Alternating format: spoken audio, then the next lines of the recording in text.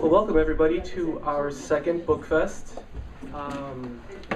Something that we do is after the selling of the books, we bring in a presenter, a speaker, either on the craft of writing and publishing, on getting your work out there. The book fest is presented by the Madison County Library and the Berea Writers Circle. The Berea Writers Circle, we meet on the on the third Saturday at 1:30 p.m. here at the library. You're welcome to come. Bob has come and given talks there.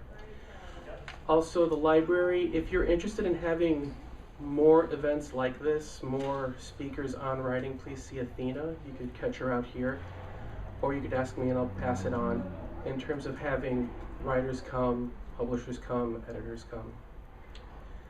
The presenter today is Bob Johnson. He's the director of the Bluegrass Writers Studio, the low-residency MFA program in creative writing at EKU.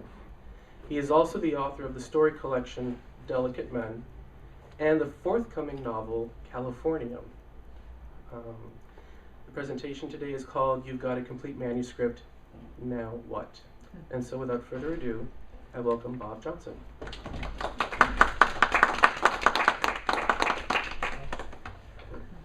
Hi everyone. So John asked me how he should introduce me as Bob Johnson or as Ardeen Johnson. That's my fancy writer name.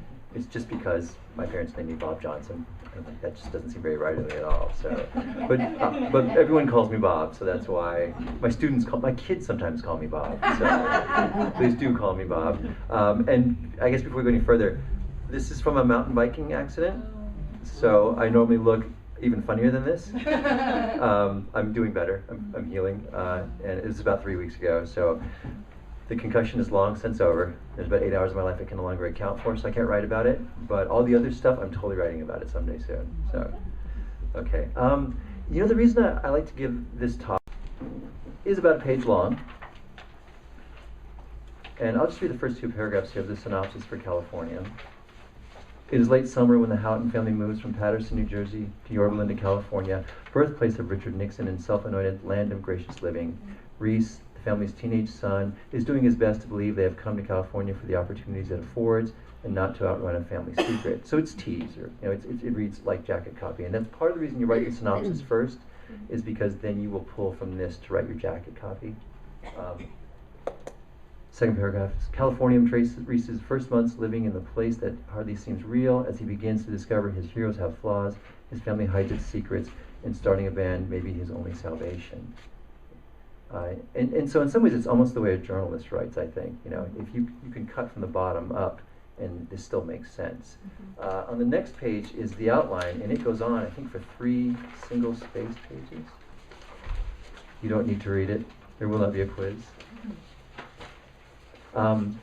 And what that's for, it's sometimes someone will request an outline from you when you start looking for an agent or a publisher.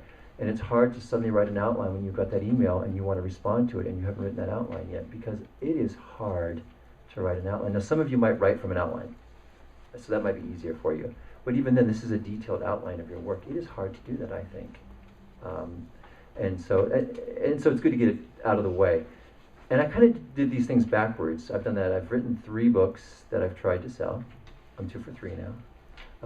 And I do these things backwards, in part because it's so much easier to write that jacket copy when I've done the outline and I've written the synopsis.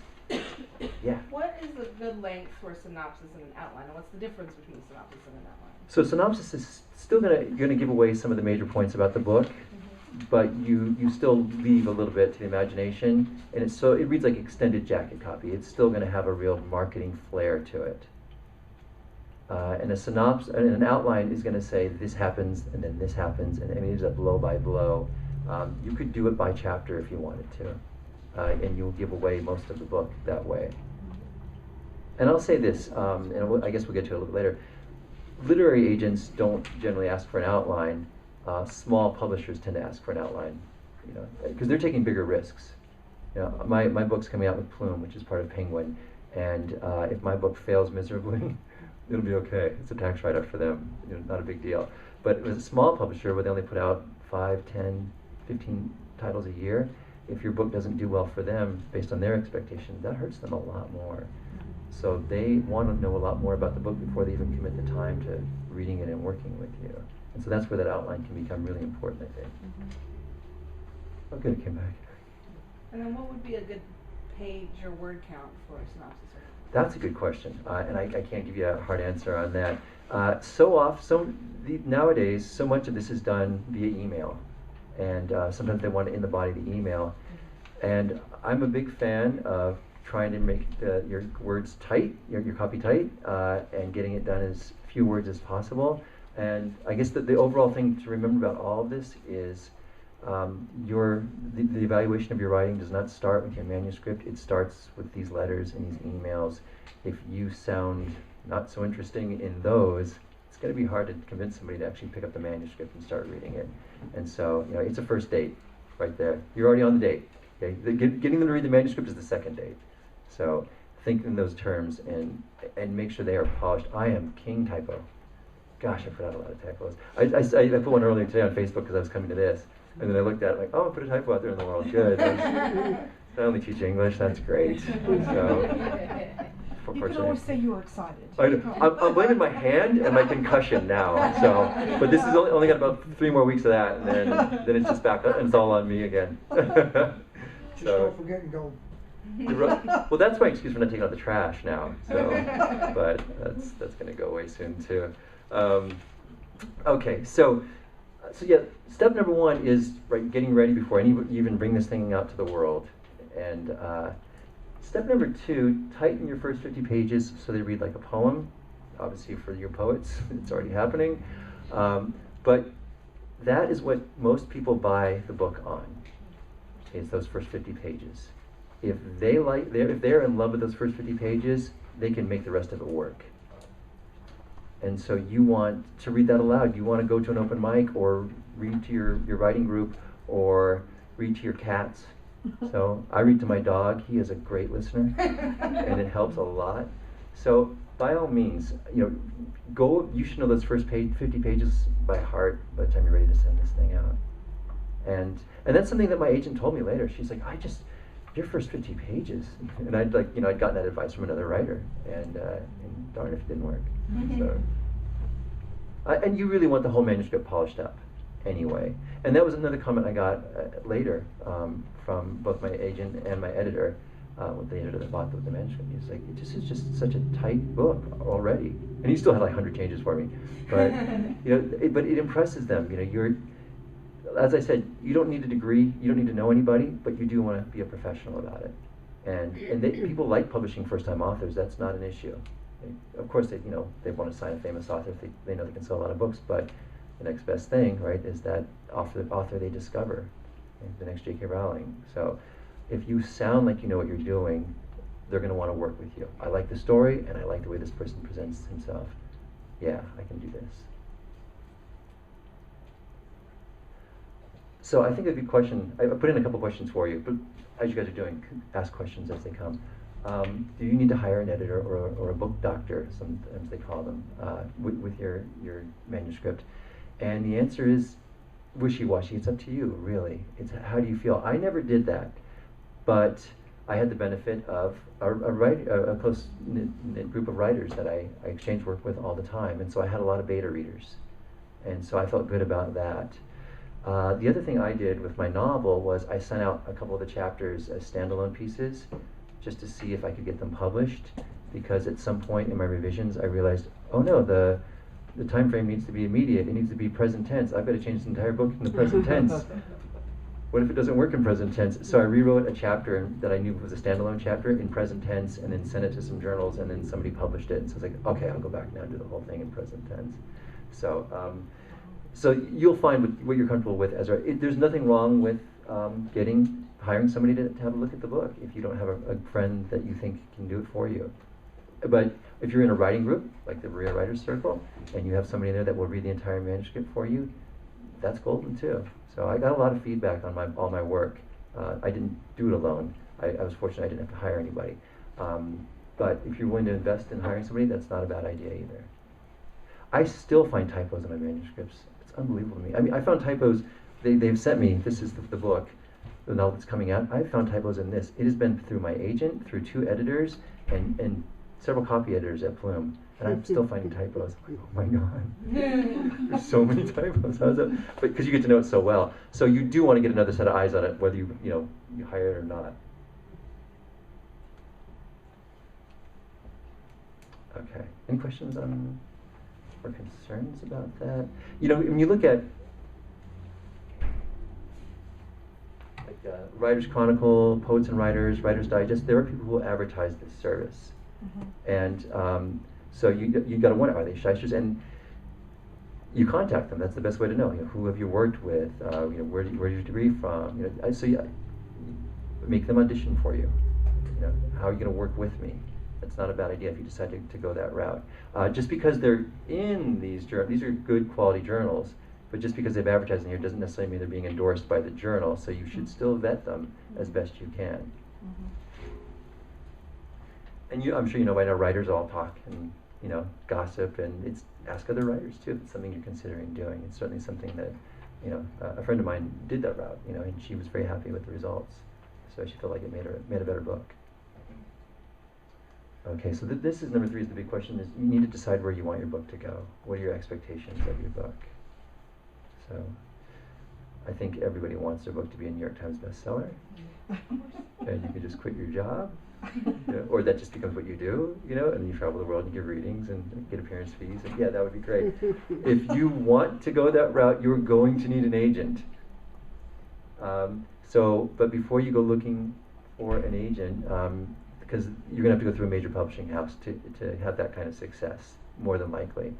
And so only agents can solicit major publishing houses. You can't send your work to a major publishing house in New York.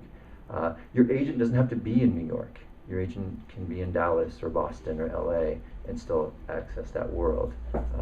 It's 2016. It happens all the time now. I'm imagining 50 years ago, your agent had to be in New York because that's where all those publishing houses were. But it's not that way anymore. There's no benefit now to having your agent being in New York, or at least on this part of the country. I think so.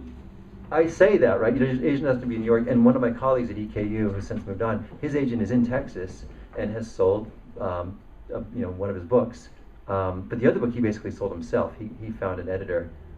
He just met somebody at a conference. My agent is in New York, and she goes to lunches with all these editors, and so I still think it's best to have your agent in New York if you can do it.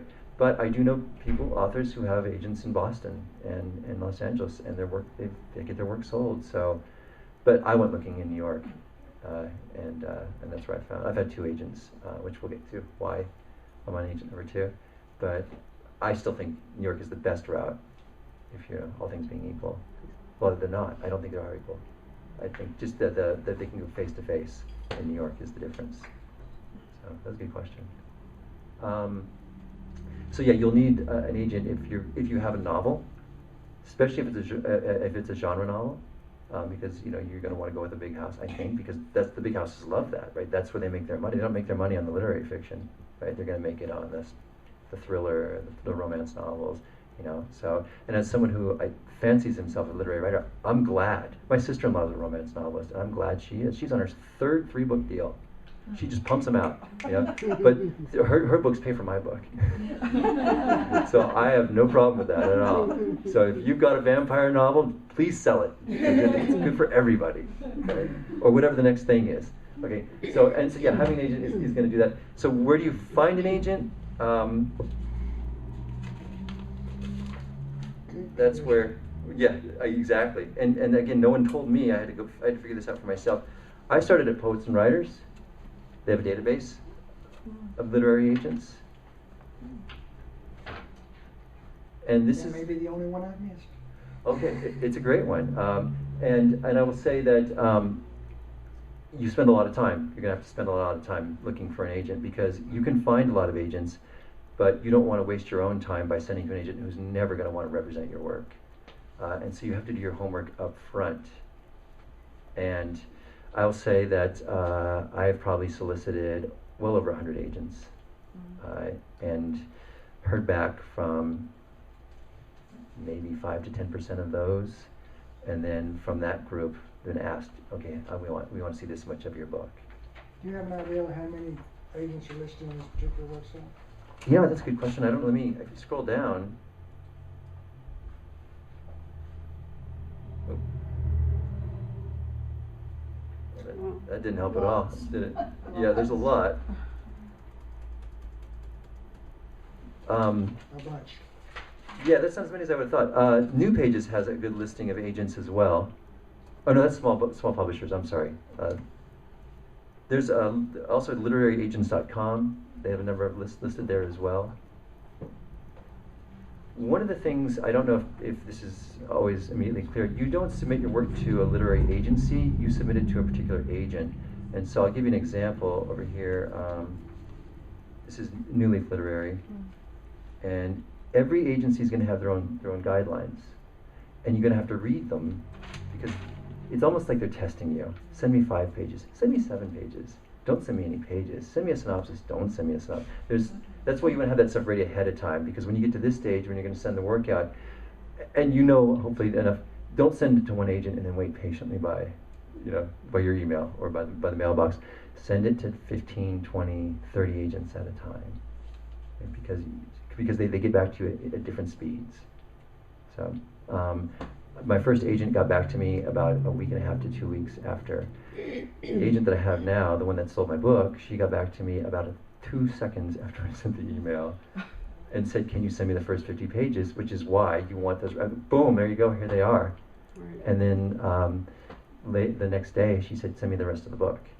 And so you can't fool them. You can't say you have the book ready and the book's not ready. The book should be ready. And so she was fast, and it was because I happened to catch her at her desk and not at a meeting, and she was interested really, really quickly because I had polished up that query letter, which we'll get to that in a second too. So you can see here on their website, they want the fiction to be complete. For the creative nonfiction, you can get away with a proposal. And unfortunately, if you have a collection of stories or a collection of poems, most agents will say no. I did a search earlier today just for fun to see how many people were looking for short story to represent poets, and I found one agent that was willing to represent poets. Most poets that have agents, it's because Ted Kooser has an agent, because he was the poet laureate. So you have to become a really established poet or short story writer. Lee K. Abbott has an agent, but he's 5 or 6 story collections into his career. My friend Jennifer S. Davis won the Flannery O'Connor Award a few years ago, and she got an agent after she won the award, but that agent sold her second collection of stories. You would think story collections would sell, because we've got short attention spans and social media, and you can read a story on this pretty easy compared to a novel, I think. But story collections don't sell, and poetry collections don't sell, and so literary agents, they're making money. They're making their 15% off you, and they're not interested in that. My agent wasn't interested in my story collection, so I went to a small publishing house for that. Essay collections, however, agents are interested in right now. I know, I know. So yeah, so if you've got an essay collection, these are good days for you, for sure. When you say essay, you mean like nonfiction? Yeah, creative nonfiction essays. Whether they're personal essays or even if you've got an anthology of essays you put together by other writers, they might be interested in that. So, but yeah, not a memoir, not a straight memoir. They'd love to see that too. But in terms of short work, the only short work that you can collect right now and look for an agent is essays. At least that's what I've been told. That's my experience. Similar like the blog to book sort of genre? There is blog to book too. My publisher at Plume is publishing a blogger. And so if you have a blog, query an agent. Those are hot right now too. And that's become a common thing. So will it be in 10 years? I don't know. If you've got a chick lit novel, you could have sold it easy 15 years ago. You can still sell it now, but you better be a damn good one. Yes. Is there a path if you have your poetry published by a small company? Mm-hmm. Is there a path to get to the big companies once you've published once? I would try. That's when I would try. If I were an established writer, and I had those credentials, it wouldn't hurt to query an agent. Right? It doesn't cost you anything, and since so many of them do it electronically, you hear usually pretty quickly, and again, you don't even have to pay for postage, and so it wouldn't hurt to try. What a lot of them do though is they say what they're looking for. So you see at the bottom it says how to query, and it tells you where to send it to, how to do it. Oh, I missed it. Oh, there it is. I'm sorry. Do not query more than one agent. They want you to pick the agent you're querying, and so every one of these agencies has a website with a profile of every agent, and that agent will tell you usually if they're accepting work right now and the kind of work they're interested in. My current agent, she really was interested in science and politics, and there's a lot of politics in my book, and the title is an element from the periodic table, and it's not at all a science book. It's a satire of Southern California. That's so hard to make fun of them. But you know, I thought, okay, well that's in her wheelhouse at least, and so that's where you'll save yourself a lot of time and heartache. Where these agents will say, this is what I like, this is what I look for. Sometimes they'll name authors that you know that they represent or that they like. You know, if it's a really established agent, they'll name the authors that they represent, and then newer agents say, this is the work I like, the kind of stuff I look for. And if you feel like your work mirrors that in some way, parallels it, then that's definitely someone that, yeah, I might send to that person. And I'll say this too, at some agencies, an agent will get something and say, oh, this is good, I don't represent this, or I've already got a client just like this, I'm gonna walk it across the hall to my colleague. And so if you think you're gonna be sneaky and send it to 2 or 3 different agents at the same agency, they talk. They go get coffee in the same room. So I would play it on the up and up. Just send it to one agent at a time at the agency. When you say 50 pages, is that single space or double space? Double spaced. And yeah, I'll say this too now. You want to go 1-inch margins all the way around, double space, a typical font. Right? You can't fool them with a cool font, no matter what. Stay away from Garamond. Okay, I know, because you can get more pages in, but you're not going to fool them. Times New Roman, just Times New Roman 12 point. Yeah. Now that said, one of my mentors did say he always did 1 1/4-inch margins because it got you to the bottom of the first page faster, without realizing you'd gotten there faster, you know, more quietly. So I did do that. I had 1 1/4-inch margins, but you don't want to put in like, you know, 1/2-inch margins, so you can make it seem like the manuscript's shorter. So you can make the margins a little wider, I think, and get away with it. But if you're worried about that, 1-inch margins all the way around, double space.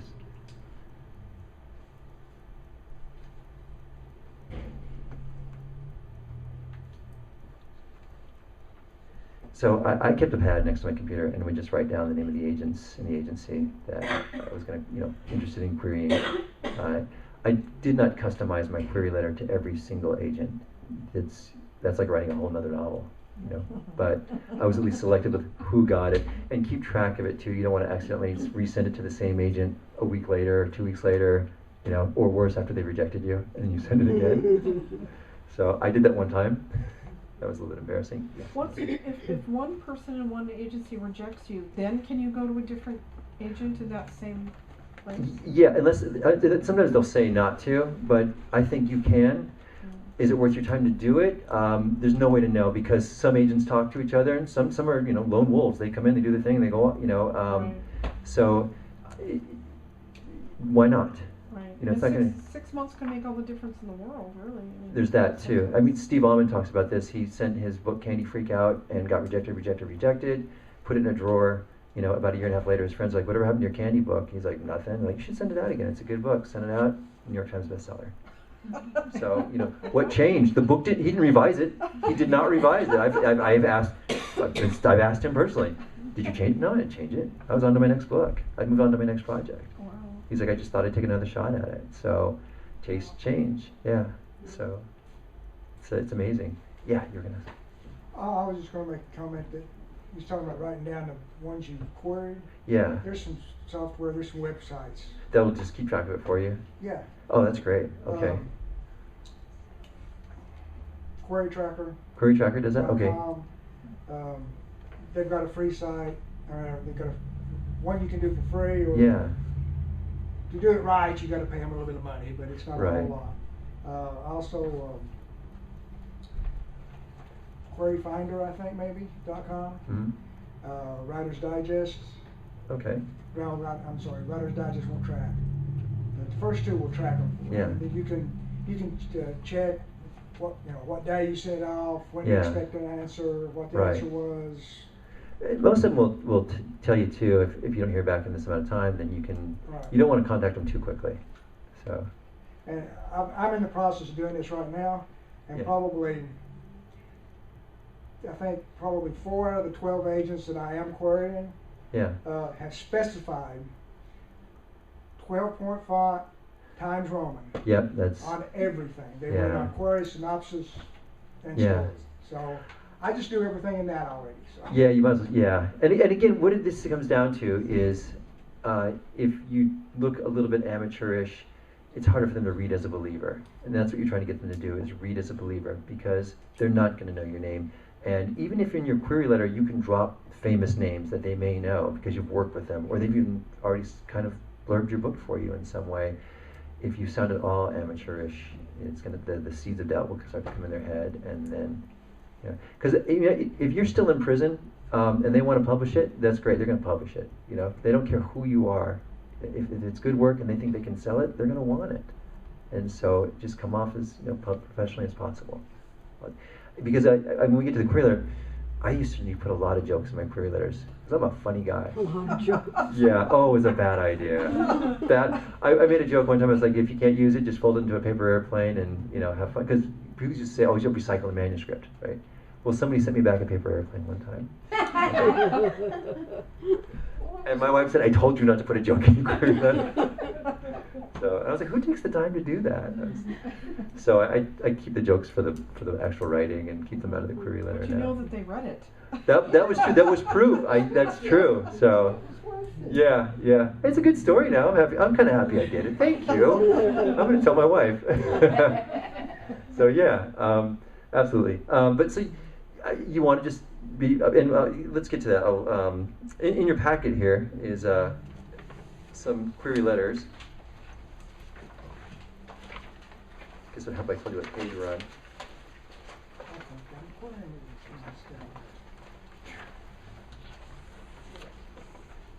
Page 6? Yeah. Thank you. I was already awkward, but now I'm even more awkward because I'm left-handed. Yeah. So, okay, talking about who you know. If you met Nancy Jensen over earlier today, this is Nancy Jensen's agent. And Nancy Jensen said to me, Bob, you want to send to my agent? She's great. She might like your novel. And I said, yes, thank you. And she said, okay, I'll email her. And then she came back to me and she said, okay, she said to email her. So I got to go right, I didn't go to an intern, I didn't go to a grad student, I went right to the agent. She rejected me. So again, it doesn't matter who you know, it helps. It definitely helps. But my agent had many idea who I was. She didn't know any of my writing friends. People do get agents that way. One of my classmates got an agent that way from grad school. So yes, if somebody says, do you want to send to my agent? I'll let them know that they're going to say yes. If you think that agent would be a fit for your work, to definitely take them up on it. But it's never a guarantee. I mean, it really is about the work. So this is proof of that, because this is a good letter, I think.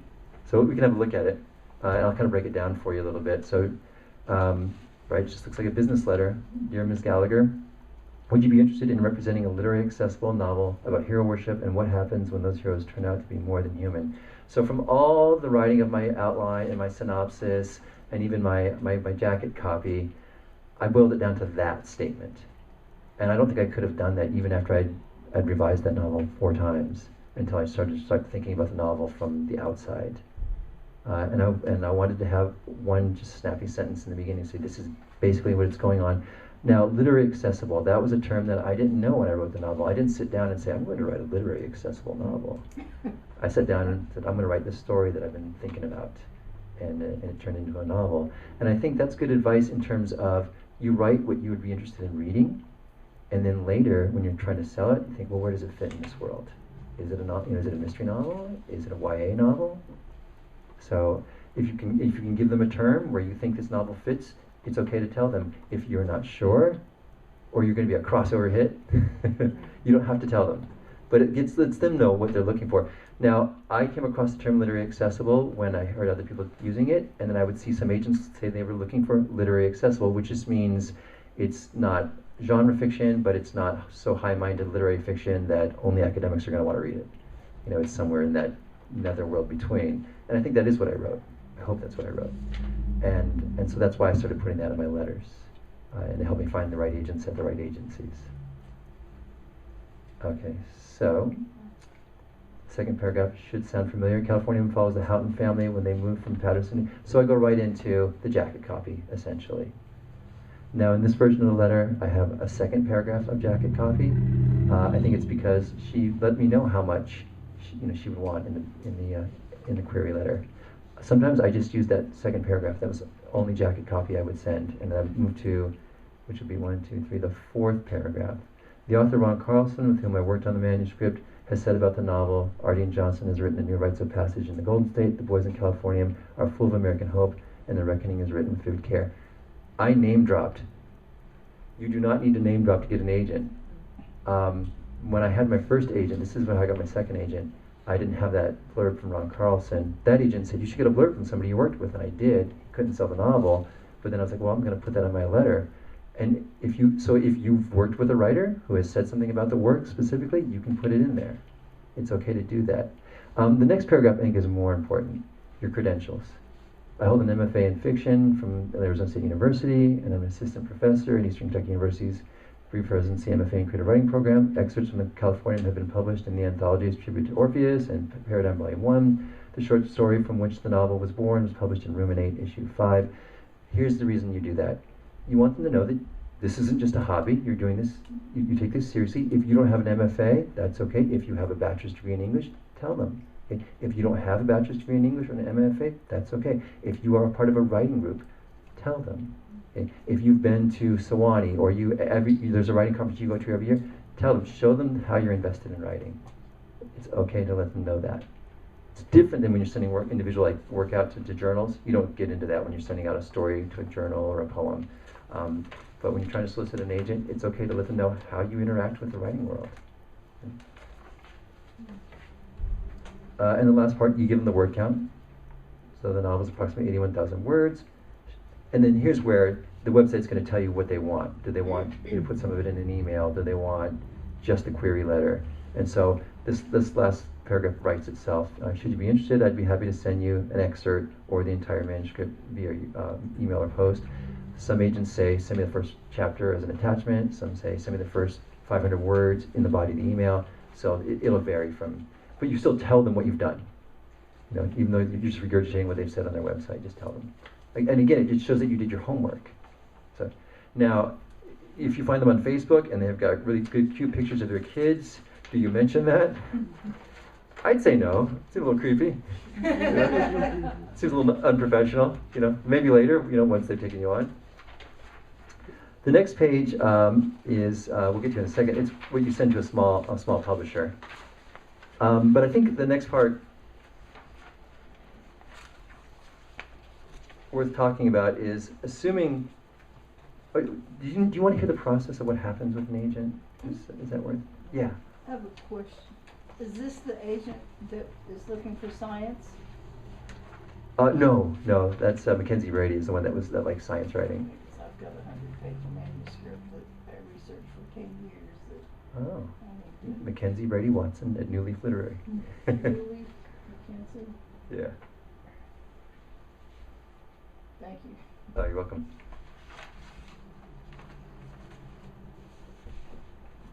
So the basic process is the agent, if they're interested, will ask you for a portion of the manuscript or the whole manuscript, and then later they'll, eventually they'll ask you for the entire manuscript. So then what happens next? Well, I had plenty of agents ask for the entire manuscript and then just say, sorry, I'm going to take a pass. The first agent that I had said, I want to represent this. I think I can sell it, and I think I can sell it as a YA novel. And I should have, at that very moment, said thanks but no thanks, because I hadn't written a YA novel. My protagonist is a freshman in high school in this book. but it's still not a YA novel. I know I didn't write a YA novel because I don't know how to write a YA novel. I wasn't going to accidentally write I'm smart enough to know I'm not going to accidentally write a YA novel. But he said, he said a 4-letter word, sold. And I was like, or sell. He said he could sell this. I'm like, okay, well then, he's my agent. He never called me. He sent this to me in an email. And he asked for about 5 really small changes for the manuscript before he would take it out to the world, which of course would be reassuring. You've written a great book. It's like 5 little changes, right? As much as you love yourself, and you should, because you've got to start with you, right? And then everybody else can love you too. Don't assume that this thing's perfect. And if somebody only asks for a few changes, there's a chance, you might have gotten it right, but there's a chance that this is one of those agents that takes in a lot of clients every month and then throws them all against the wall and hopes something sticks. And that's not the agent you want. You want an agent who's going to be an advocate for your book. My relationship with this agent went on for about 9 months. We never once spoke on the phone. He was in New York. I never met him. When I would send him emails, it would take him anywhere from 2 to 5 days to get back, business days, to get back to me. And he was my agent at that point. And so I should have known. There were lots of telltale signs that this guy really wasn't that invested in my book. And eventually he couldn't sell the book. And I went back to the drawing board. My current agent, when she said she wanted to represent the book, she said, "What's a good number to call you and a good time? We should discuss whether or not you want me to be your agent." When she called, when we spoke, she said, "Okay, I want to tell you what I like about your book, and then we can talk about whether or not you think I'm right for you." And then she spent 10 minutes telling me about my book, and it was as if she had read it. Written it. She had read it. It was as if she had written it. And then at the end of that, she said, "If you want me to be your agent, here are the things that I think would make the book better." And then she had about 5 minutes of suggestions that were so insightful. And I agreed with almost every single one of them when she said them. Like, "Oh yeah, that is good. That is going to make it a better book." So she was the best workshopper I'd ever had in my life. She was so excited and invested in this book. And then she said, "I just have one question. Do you think it's a YA book? Do you see it as a YA book?" And I was like, "Oh boy, here it comes." It was like I read a script. I'm like, "No, I don't see it as a YA book." She said, "Okay, good, because it's not a YA book." She's like, I can see where people might think it is, but it's not. I'm like, "Oh, thank God." She's like, "So I'm not going to try to sell it as a YA book." Okay, good. So that to me was a good sign, and it's been that kind of relationship since then. In the good old days, when you were F. Scott Fitzgerald, your editor, once they bought the manuscript, worked with you on that manuscript and made it a better book. In 2016, your agent does that. And if your agent isn't doing that, either you are like Mozart and you get it right on the first try, or your agent isn't that invested the way they should be. So it was so exciting to get an agent that first time, and now I know better. It's got to be the right agent. Maybe getting into this more, but just as far as trying to find an agent, are there any other signs to look for early on if you do hear from someone? Yeah. As to whether or not it's worth investing time? They start asking you for money. Run. Yeah. 'Cause they only make money when they sell your book. And that was the other thing too. My agent wasn't trying to rush it. We spent a year and a half going through revisions, not because they were so extensive, but it was because I had 2 kids and a full-time job. And so I was slow getting my revisions back to her. And yet she would get back to me pretty quickly once I got the revisions to her. We went through 2 revisions together that probably would have taken 2 months if I'd been able to dedicate more time to it. But she was patient. And again, she didn't make a dime until she sold the book. So that was a good sign to me too, that this was a project to her and not, I hope I can make a quick buck. I've got to pay for my vacation this summer in the Hamptons. Yeah. How do you dissolve a relationship with your agent? They, a lot of them don't have you sign a contract. Neither of my agents had me sign a contract. And so the first one, he said, "You just send me an email, and then, as long as the book doesn't sell in like 90 days after that, then we're dissolved." And so I sent him an email, and then I didn't try to, I waited 90 days before I went after another agent. And then with my current agent, she sent me the contract. She said, "You don't need to sign it." I don't know why, they're very informal about that. I don't know why. Even though that she sold my first novel and she's going to represent and try and sell my next book, we still don't have a contract. It's very strange to me, but they don't. Now, publishers have contracts. Oh my gosh. I think they go on for days, you know, but the agent doesn't for some reason. But I think with them it's the same way. It's you just give them written notice, and then there's a certain window of time after you've said I no longer want you to represent me. That if that work that they're representing sells, you know, because their fear would be right that you would sell it the next day and try and get all the money yourself or something. Does your agent help with the contract as well? Is that one of the Yes, and I will say this: my short story collection sold after I had my agent because she didn't represent my story collection, and she still went over the contract for me and had me, you know, make sure they X this out and this out and this out. She looks out for you, or my agent looked out for me in that way. She's been great. So and so again, and my agent has said, you know, I'm looking at this as your career as a writer.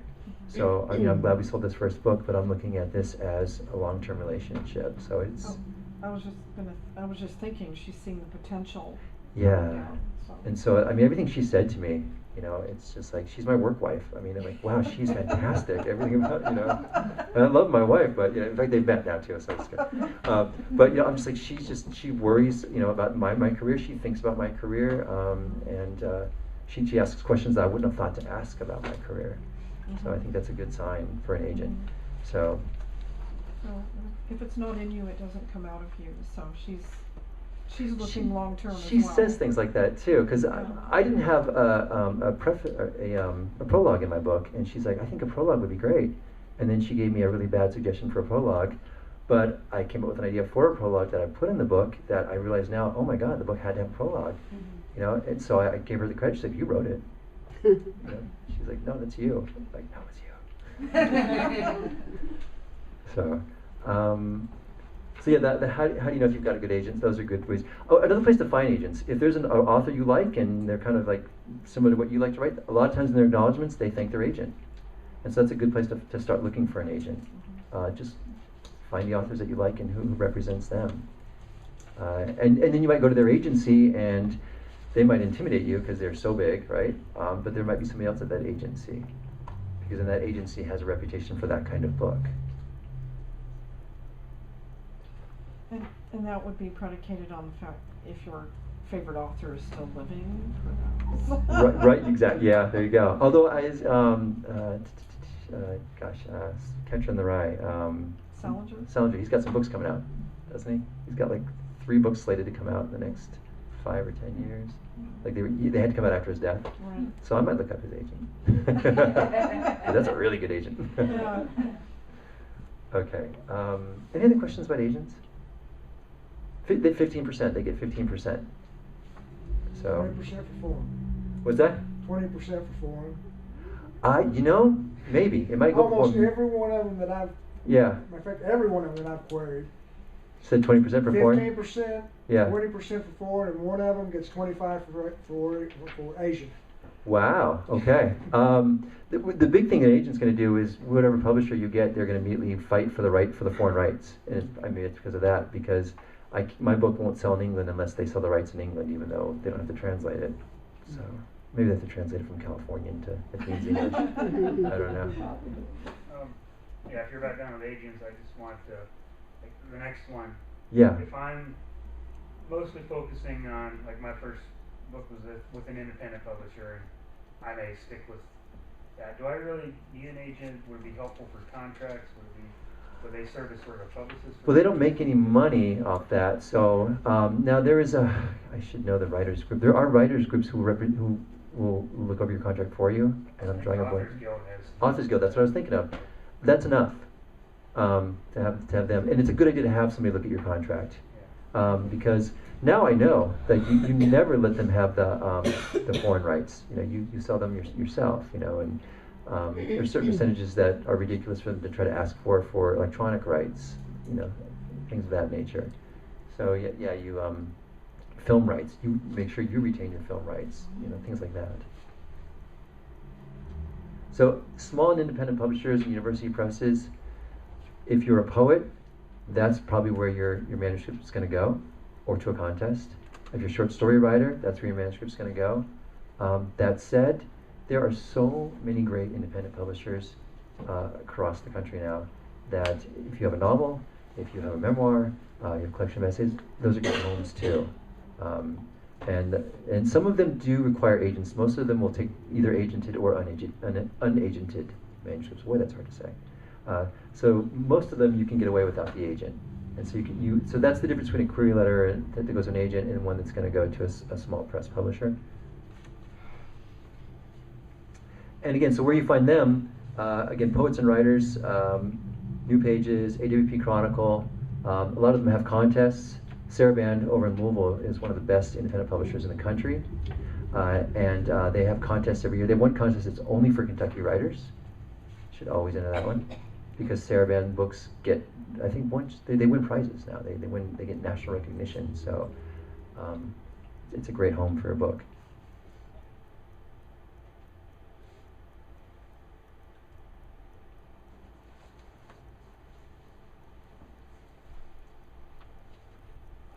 Sorry for the pause, I thought I had. The newpages.com has a great database of independent publishers.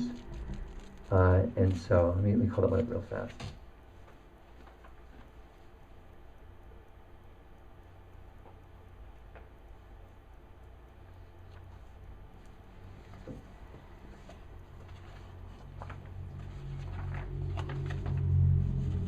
I used to use Duotrope too, but they started charging and then I didn't like that. But here on New Pages, they just do them alphabetically, and you can spend the time going down and seeing what they like. You know, it's just like agents in that way. They'll say we specialize in this kind of fiction or nonfiction or poetry, and so you look for things that you think will work.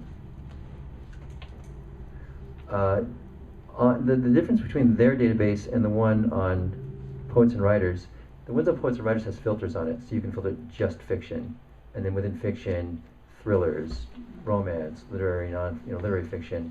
So the Poets and Writers database is nice in that way, but some of them show up in both databases, some of them don't. So it's worth checking both out.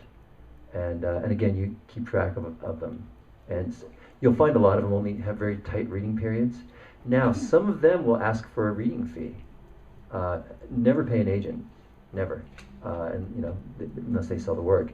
But you can pay a reading fee if you're willing to do it. Of course, that can add up really fast, right? If they ask for $10 and you're sending $100 in when you've gone to 10 places. So I avoided reading fees like the plague. But it isn't an indication that it's a shyster, or a money-making, some kind of Ponzi scheme. Plenty of reputable small publishers have reading fees.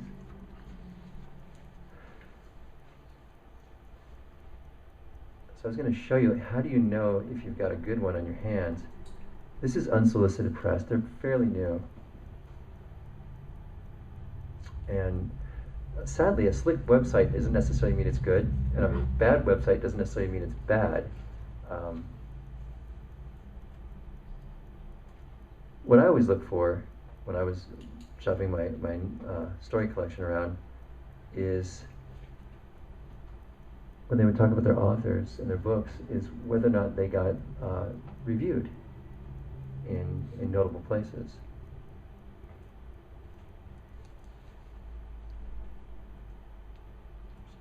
For some reason I can't find it. Well, you know why I can't find it here? Is because part of the problem with Unsolicited Press is they don't get their books reviewed very many places. And that doesn't mean it's a bad publisher. But again, if you're hoping for your book to get noticed and to sell, right, it's not enough to get it on Amazon, because you're competing with literally millions of other books on Amazon. And so sometimes reviews can really help. If you're not sure about a publisher too, read up who their authors are. See where, if you know their names, or at least their credentials seem like something that you find a match. If you flip over to Saraband, the first thing on their page is people winning book awards. It's never a bad thing. Sometimes you'll see small presses that talk about where their authors are giving readings and things like that. As an MFA director, I have had small presses contact me and say, hey, we have an author that's on a book tour and could be in that part of the country. And to me, that's a good book publisher.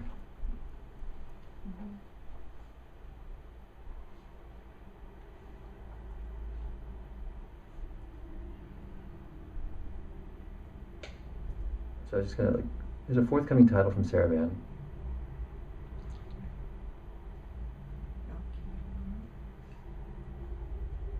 And when you scroll down, you see it's been reviewed in Kirkus and Publishers Weekly. Never hurts to get a shout out from Sam Lipsyte and T. Geronimo Johnson.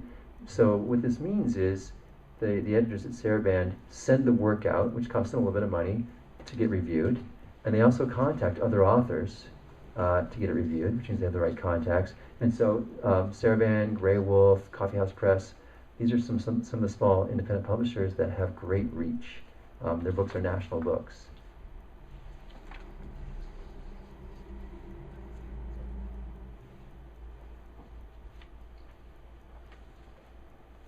And I'll say university presses are the same way. University presses have great contacts, and so they and again, you don't have to be affiliated with a university for a university press to put out your book.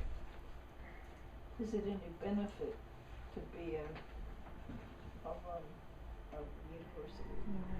University presses, the books never seem to go out of print. I don't know why that is. A small press, your book can go out of print, and then it can be harder to get. And university presses seem to have this code that the books are always in print. So I don't know if that's changed the last couple of years, but that's the way it was a few years ago. But what I mean is, if it's a university from which you graduated. Oh, I see. I would put it in my letter, but I don't. For most of them, it doesn't matter. Yeah. A lot of them though are really sort of niche publishers. Right. So whatever you're writing, and even if you went there, they're going to say, "We don't do that." Right. So. Yeah. If you're going to write a biography of, Tubby Smith, University Press of Kentucky might be interested, but probably North Carolina they're not going to care. Right.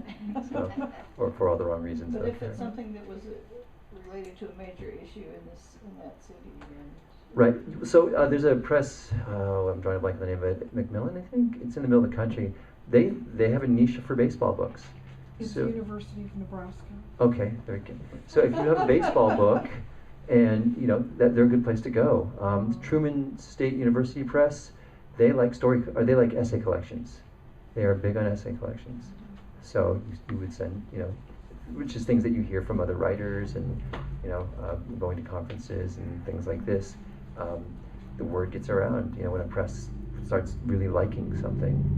So Grey Wolf likes to publish craft books by living and writing authors, which I think is the best kind of craft book because it's somebody who's doing it, and selling it. So I love Grey Wolf's series for that.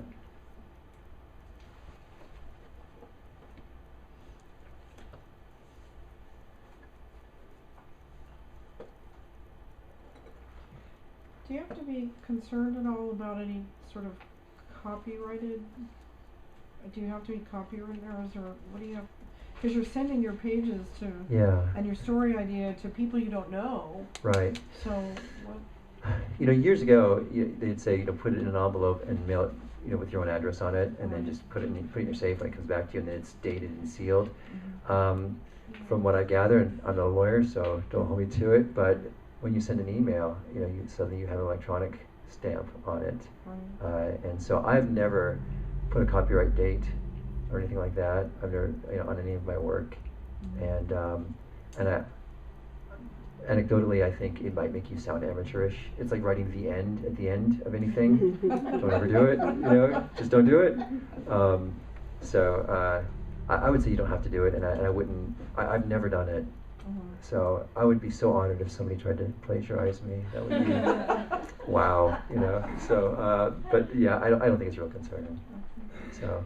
I was just going to tag on that. I've researched that a lot and talked to a lot of people in the publishing world. And pretty much what you said. If you've been emailing somebody, if somebody really does use your work, keep all your emails. There's no need to send yourself a copy anymore. Absolutely.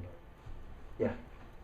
I put a short story on Amazon, and before I did copyright it. Yeah. You can copyright a piece for $15. Okay. I mean, I don't put, when I'm doing my query letters or something, I put this story won an award. I don't put that I copyrighted it. Yeah. But like I said, you can do it. You can do it online through the government copyright office, and it costs $15. Okay. Now here's what gets expensive. If you start having excerpts from another author's book that's over the legal limit, and you have to get the permission for that, or worse, song lyrics. I had song lyrics in my book, and if you go past the allowable usage, first off, I thought, well, the publisher will pay for that. No, they don't pay for it. And I asked around to friends who were with other publishers, and one of my friends he paid like $3,000 for a Death Cab for Cutie song in his book. And he's kicking himself now. He's like, it didn't matter. It's like, I could have just gone to the last word that you're allowed to have number-wise. I can't remember what it is. He said, but I paid for it, and I have to renew it like every X number of years. So as long as my book's in print, I got to send him a check. So he's gonna kill it. He's like, it was song lyrics from a band called Death Cab for Cutie, and he's like, I don't even like them that much anymore. So, yeah, I have Neil Diamond song lyrics in my book, and Neil Diamond wanted a lot of money from me. Yeah, and it's important in the book. I won't tell you why, because Neil Diamond's just important. You all should know that, especially in a book with a punk rock band in it. I can't remember what the number is, but my agent told me the number, and so I have song lyrics, the lyrics up to that number, and then I move on to exposition. I get out of the quoting the song lyric, and it took a little bit of revising, but it works just as good as it ever did, and it didn't cost me anything, and so Neil Diamond just has to make his own money, which he does. Yeah. I wanted to include Einstein in something I've written. Yeah. In kind of a major way. Yeah. So I checked online, and his heirs are very limited. Oh, what you can about do? Doing something like that. Yeah. Well, now you can write about people, right? You can fictionalize. Right, but I mean, as a character, Oh, that's interesting. Yeah. I think you can still get away with it, but yeah, then you gotta wonder what they're gonna do later. Yeah. So, okay. Here is, this is I think page 7. This is the query letter I was sending around to small publishers.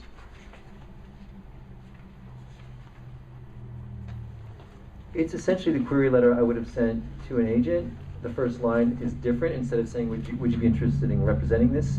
I say, would you consider it for publication? I give them the word count right up front. And then the second paragraph is the pitch. It's my jacket copy for my story collection.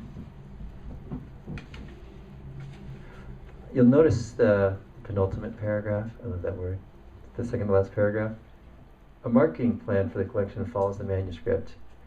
Some of them will ask you for a marketing plan. And part of it is this. They're not going to be the odds of them making millions of dollars off your manuscript are very slim. And so they need to know that you're committed to going out and giving readings and going to book festivals, to doing podcasts, to doing book club appearances. They're going to want to know how committed you are, how much time you have on your hands, or you're willing to create to promote this book. And I've heard small press editors say this, that they love authors who are invested in traveling around. And it doesn't mean that you have to go to LA, and go to, Prague and things like that. But you need to be willing to, to go driving distance to places. You need to be willing to write some nonfiction and try and get it published, or write a review, so that way that your name appears with so-and-so as the author of this book just out. Now, they want to find out all the ways you're willing to promote your book. And so what is the marketing plan? It's everything that you are willing to do for your book. If you have author friends, the ones that you're going to get asked to blurb your book. What's your alma mater?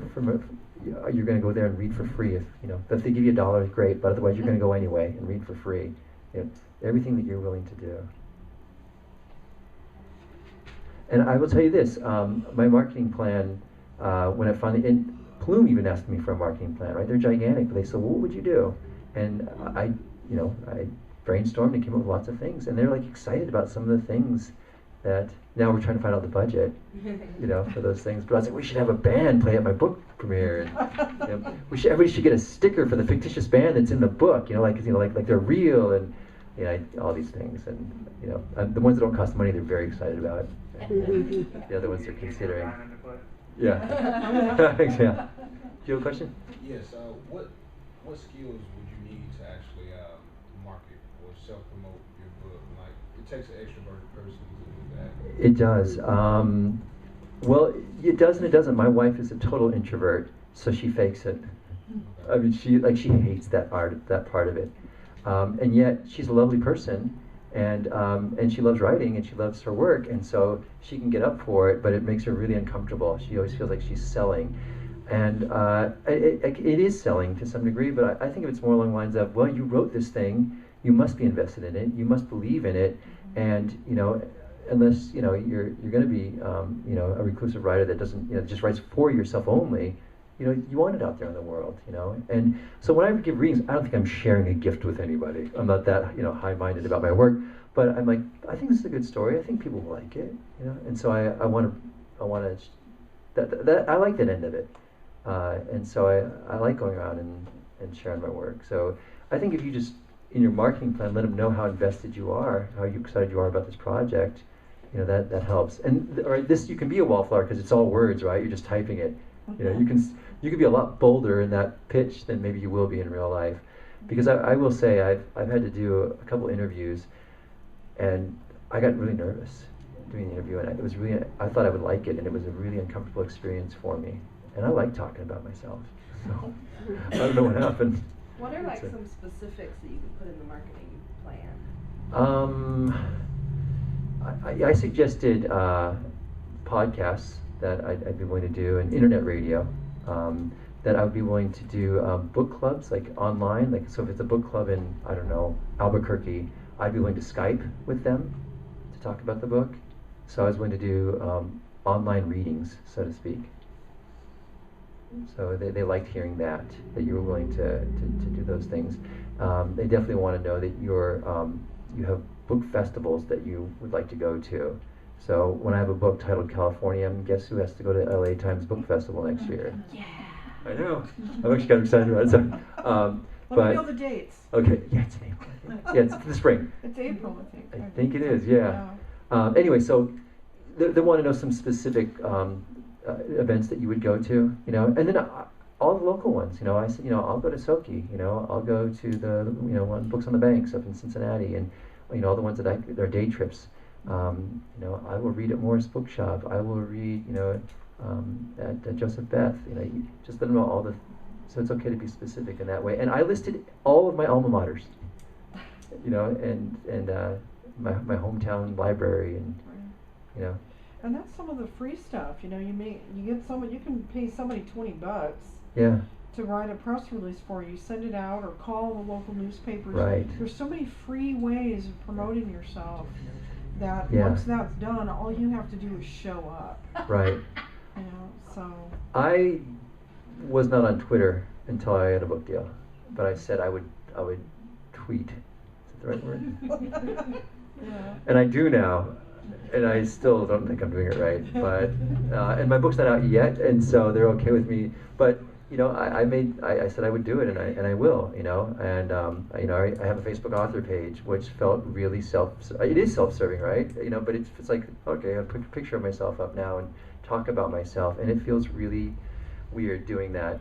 But even with a big publishing house, and especially with a small publishing house, there isn't going to be someone to do that for you. I'm sure someone does it for Joyce Carol Oates and Stephen King, but most authors do it for themselves. I don't know. I think Joyce Carol Oates tweets for herself. Her tweets are epic. Oh really? Okay, I didn't know. I don't follow her, so She's good at Twitter. I can just add her then. Yeah, I need to learn from somebody because I'm not doing it right. I'm sure I'm not. Actually, I'm in joke with this Stephen King's. Yeah. The Daddy Kid. You have to get over that shameless self-promotion fear. I'll tweet you some You do. suggestions for authors to follow on Twitter. Okay, that'd be cool. That we're good at Twitter. Okay, yeah, because I'm still figuring it out. But again, I'm doing it because my publisher wants me to do it. My agent said you should do it, and it's about getting the work out there. And I don't fancy my book winning a Pulitzer Prize or becoming a New York Times bestseller, but I love the characters in that story, and I want people to know them. So I want them to know Treat and Keith and all this rest of them. Yeah. I was just gonna say I felt the same way, and I think what I've pretty much turned out doing is I sort of have an author persona. I almost think of it as it's me but it's kind of separate to me. So there's the Yeah. I tweet and Facebook and all that. And Yeah. I I felt think it is kind of acting in a way, I guess. I felt so silly taking author photos. I felt so stupid, you know, and you know, so I you know, because I was aware of what I was doing. I'm like, I'm trying to look like an author, you know. So I Were you just smoking a pipe? no, but like the one that they picked from the book, I'm wearing like this black. I'm wearing this shirt actually. This is my author shirt now, but I've got like a black trench coat over. That was the photographer's. It wasn't even mine. And then somebody saw it like, hey, where'd you get that coat? I'm like, from Doug. Is where I got that coat. So persona. I mean, yeah, some degree persona. And there's definitely, if you meet authors, some authors have big personas. Steve Almond has a huge persona. Oh my God. It's like he comes in like a hurricane, right? Just flattens the room, and then you drive him to the airport, and he's like, "So, what kind of formula do you use for your kids?" And I was like, "Oh, it's breastfeeding." You know? He's like, "Yeah, it's, I tried to get my wife to," you know. And you're like, "Wait a minute, this guy was like having a shouting match last night. I think he was drunk. We're talking about kids now, okay?" You know. So, yeah, some people have their persona. You want to move on to contest? Any more questions about small independent publishers? We've got some great ones here in Kentucky. Finishing Line is great, especially if you're a poet, especially if you're a new poet. They publish chapbooks, and they're terrific.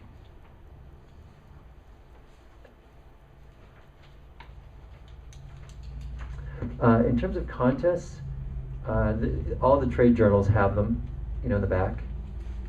You can go on Facebook and type in book contest, literary contests. You'll find them there. It's an easy Google search. So for me, the question is, how do you know it's worth your time, or more importantly, your money? Because I have never won a contest, never. Not even like the ones at grad school, like for like who's the best grad student this year, you know? Not even honorable mention.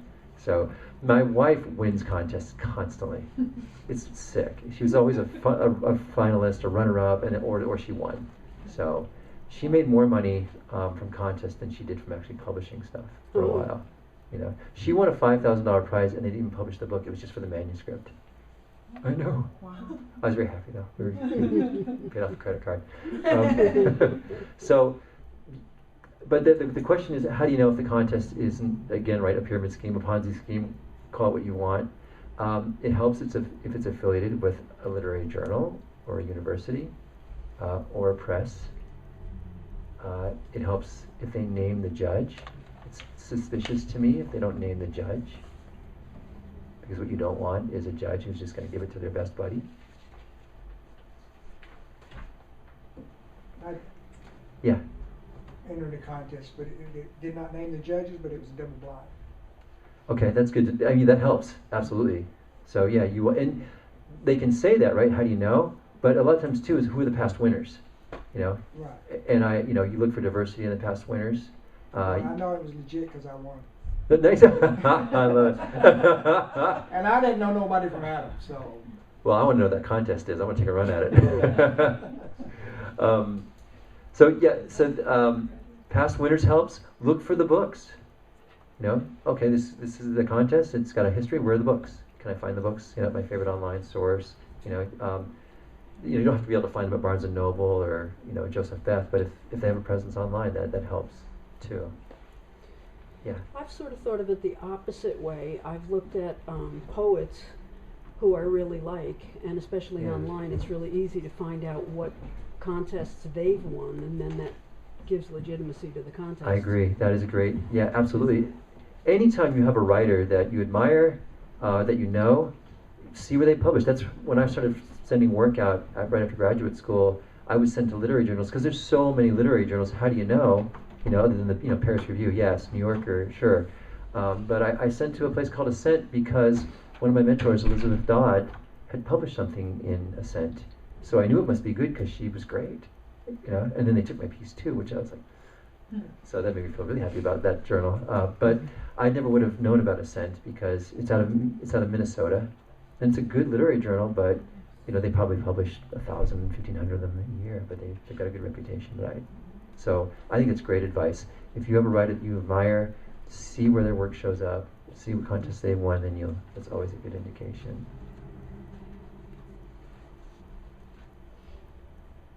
Come on back.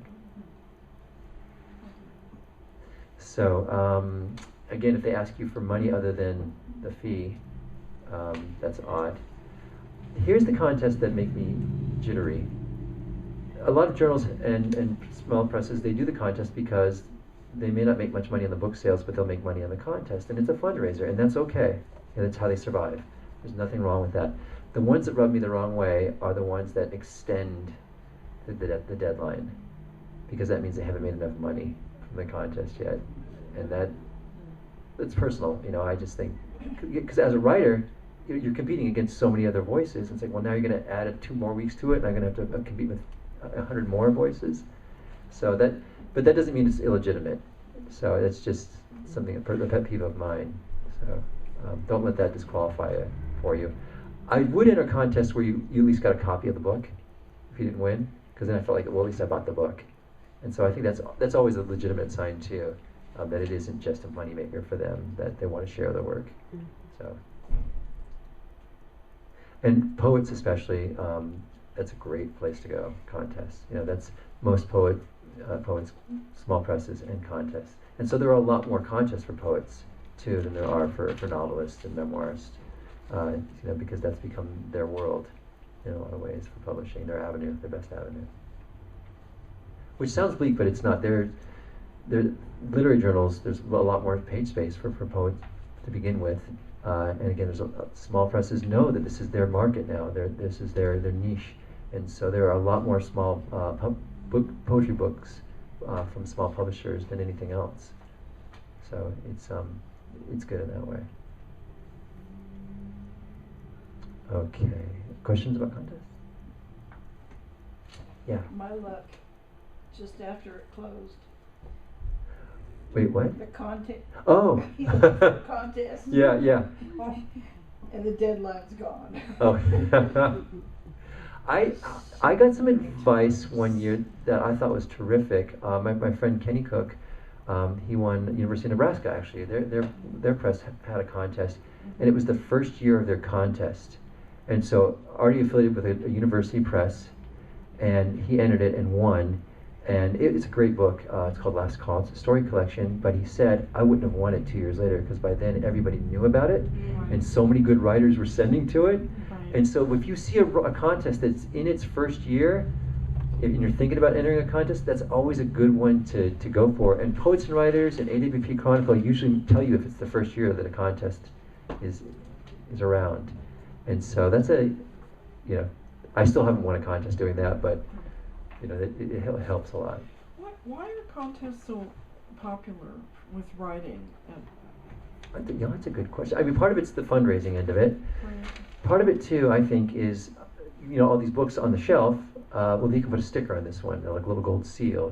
It's won a contest, and it sounds good. The Iowa Award is a big deal for short story writers, and yet, who ever cared about Iowa, right?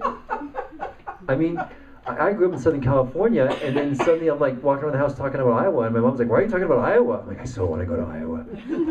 Hey, Clear Lake is great. Yeah, I'd never been to Iowa, so I couldn't even say I couldn't say good or bad about it. But suddenly Iowa was like the place. Good too. Yeah. So the Flannery O'Connor were now her I knew, but my wife said if I win the Flannery O'Connor, I'm getting a peacock tattoo, because it makes your career if you win the Flannery O'Connor Award, and so that's why you enter these contests. In part because this gets back into the pros and cons of self-publishing.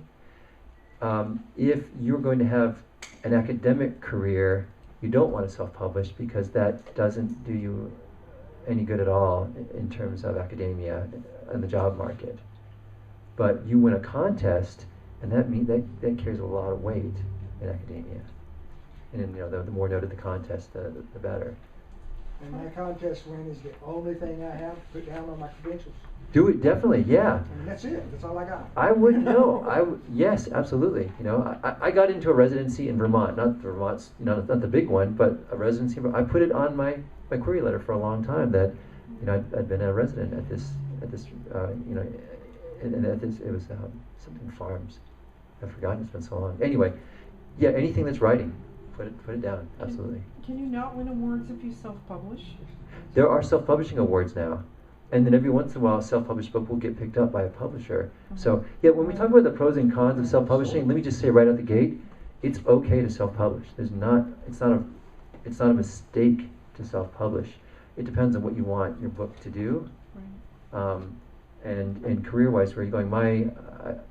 My sister-in-law, the romance novelist, was in a writing group in Decatur, Georgia, and she got a 3-book deal. There was a YA author in her group, and she got like a 6-figure 3-book deal. And then they started selling the foreign rights, and she got more money from that. And she has a bachelor's degree. She never went to an MFA program, and she wouldn't quit her job for a long time. She finally quit her job because she's making so much money from her YA novels. But there was one author in their group that self-published on Amazon, and she's made over $1 million. I wish I would tell you the name. I'm blanking on.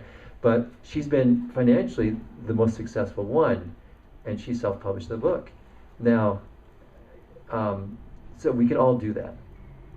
But, and that's what people say, oh, you get to keep all the money, it's almost all the money is yours, and that's true. The con with self-publishing is you have almost no marketing power except for what you do for yourself. And even in terms of getting your book reviewed with an independent publisher, they still have their contacts in the field.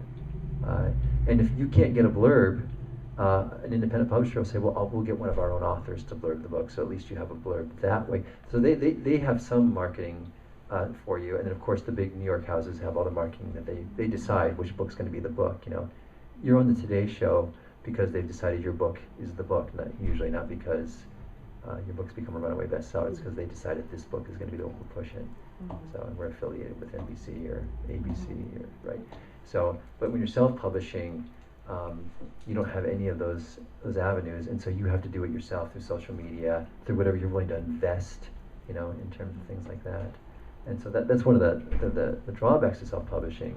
That said, if you don't want to wait, if you know what you want to do with your book is take it with you on the road to readings. I go to the Baseball and Literature and Culture Conference every year in Tennessee. It is a geek fest for people who like baseball. And there are academics there. The morning lecture is an academic lecture, and the afternoon speaker is a retired ball player. Last year was Ken Griffey. He was awesome. Senior, not junior. And they just tell baseball stories. And you have all these academics and other people just going, you're so awesome. Right? But in the afternoon, they have the readings. So I'll write a baseball story for it every year, and I'll read my baseball story, and about half the time I'll get it published somewhere, or it's already published. But we get self-published authors that come to this, and they read from their book. They'll just make up a story about, going fishing with Stan Musial, and they'll read from it. And some of them are terrible, and some of them are wonderful. But the important thing is those authors, they're happy with what they've done. They're happy with their book. They're sharing it with the crowd they want to share it with, people who will appreciate it. And they didn't have visions of becoming New York Times bestsellers, and none of them are academics, so it doesn't matter in terms of that career. And they're happy with that self-published book. And if they pick, and I can't recommend who's a good place to self-publish your book with, but some of them have beautiful books. These are gorgeous books. And then a couple of them have writer friends that they get to blurb the book, so then it gets a little bit of legitimacy in that way. So that's in terms of self-publishing, I don't think there's anything wrong with it. It just depends on what you expect your book to do for you. My first story collection it's such a small press. I don't think it sold 1,000 copies, but in terms of my career at EKU, it helps. It helped me get tenure there because it was vetted in that way. I didn't publish it. I didn't have to pay to get it published. It was vetted by the editorial board at that small press, and so academically it's done good things for me. And I love the stories, and I know that short story collections are hard to sell anyway, and so I'm happy that the book's out there and I can read from it every once in a while when I go to readings and things like that. So to me that's the con of self-publishing is it can hurt your career. It doesn't hurt your career, but it doesn't help your career in terms of academia. Other questions? What's the name of that conference again? The literature, baseball in culture and literature. It's at Middle Tennessee State University in Murfreesboro. I just want to mention that our speaker last year, Peggy DeCoe, Yeah. has a good book to help if you decide to go that route. It's Okay. called Self-Publishing for Virgins. Self-publishing for virgins. Okay, great. Yeah. And I will say, legitimate. That's the stereotype. Established authors nowadays have started self-publishing as well because they already have a following, and so and then it just becomes, well, gosh, why not just cut out the middleman? Because I can get a beautiful book out of this. Steve Almond has self-published a couple books, and so you don't have to go the big house route, and I think more and more, every year it just becomes more and more a typical part of publishing that people don't look at the book as, oh, was it self-published or not? It's just, is this a book I'm interested in? Do you know if Michael Perry up in Wisconsin? No, I'm not familiar with He's like you. He's so funny. He's written several books, and I think it was his fourth book that was on the New York Times bestseller list.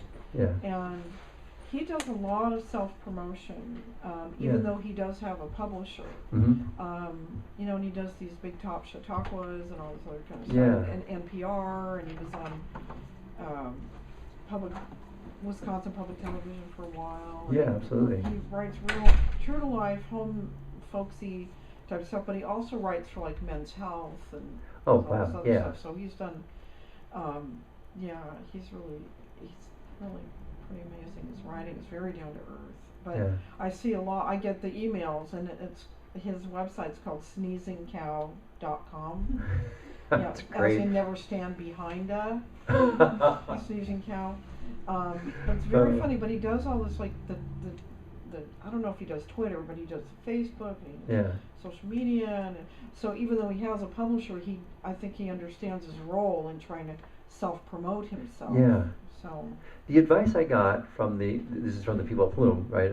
I have publicists now, and they said you can't always tweet or blog that's selling yourself or your books, because then it just looks like you're always trying to sell yourself or your books. So sometimes you have to tweet and blog about other things. Right. And I'm like, I don't really want to. Do they really care that my son passed his spelling test on Friday? Sure. Like, what do I put on there? And so I've been struggling with that. Right. I think what I'm going to wind up doing is reviewing other authors and periodicals that I like, because I do want to share that, and then it's not about, like I'm in this issue, but rather ones that I'm not in. So, but yeah, it's a tough game in that way. Yeah, it's a fine line. I mean, he writes about like his family. A lot of the things are. I think the book was called Visiting Tom, his neighbor, and it's all this sort of family folksy type stuff. And but I think since he has a wife and 2 girls, I mean, there is a fine line about what he includes. Yeah. On, promoting, because he's promoting his career himself and not, his family for. Fodder for whatever. Right. Because he's still trying to protect them as well. Right, exactly, yeah. Even A.J. Jacobs, who writes a lot about his family all the time in his nonfiction, he still draws the line at some point, at least with the promotion. So, because I like to follow him, he's funny. Any other thoughts or questions about self-publishing? Anybody have any horror stories or success stories? Yeah? Big names are self-publishing on Kindle Shorts as preliminaries as publicity, I guess, for upcoming books. Stephen King's done it, Ann Patchett's done it, Dean Koontz has done it. Yeah. And what's really interesting is if you look at them, especially with those 3, you buy the Kindle Short, it's $1.99. They make $1 on each one of them. They're selling millions of copies of them. Yeah. Right. The overhead is really low. That's they're probably making as much money on them as they do on the books. Yeah. I will say, the Kindle Short idea. One of the ways you promote yourself is you write things for other media, or write things that are obviously short stories, articles, essays, because then the author bio says that you have this book coming out, or it is out. And so I think that's part of the Kindle Shorts idea, is just to get the author's name, keep them top. It's like releasing a single, right? Used to be, the album's coming, here's the single. Yeah. You're dropping it today. Yeah, exactly, yeah. Now, what to do while you wait? And the big answer is don't become so obsessed with that one book that that's all you do. Go on to your next project. Okay, let that one go. And if you don't get bites right away, don't feel like you have to go back and revise the entire thing. Maybe you do, but it's not a bad idea to just work on another project and come back to it later. Give it some time. And I didn't think of it in those terms until after I had my agent, because she said, when we start submitting to editors and we don't get bites right away, don't panic. She said, after we go through a certain number, maybe we'll revisit, one or two things that we're wondering about. Like I struggled with the ending of my book, which just made me feel like Hemingway. It was okay. And after I sold my book, then the editor's like, I love the book. We really got to work on the ending. It's like, okay, so we all knew this. This is good. I knew this was coming. But anyway, the point would be, don't start changing everything right away. Give it time. Let it happen. Let it happen for a while. And then set a date for yourself, or set a certain number of agents you're going to contact before you panic. And now, did I change my query letter to publishers and agents? I was constantly fiddling with it, just trying to make it sound a little bit better, a little bit more like me, still professional, get the jokes out of it. So I would fiddle a little bit with that.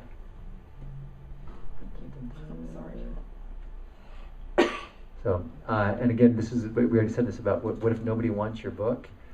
Well, it might just be about timing, which is why you should be on to the next project. And it might just be you haven't hit the right agent yet. Because a lot of agents passed on my book that probably could have sold it, at least they think that they did. But I found the right advocate for my book. And so that's why she's the one that sold it. So it's not that they passed on it because it's unsellable. I have to look that one up. They passed on it because they didn't feel like they could do it justice.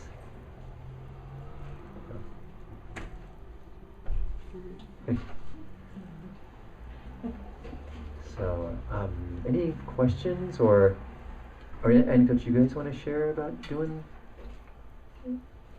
Because again, to me, that's one of the great things about writing.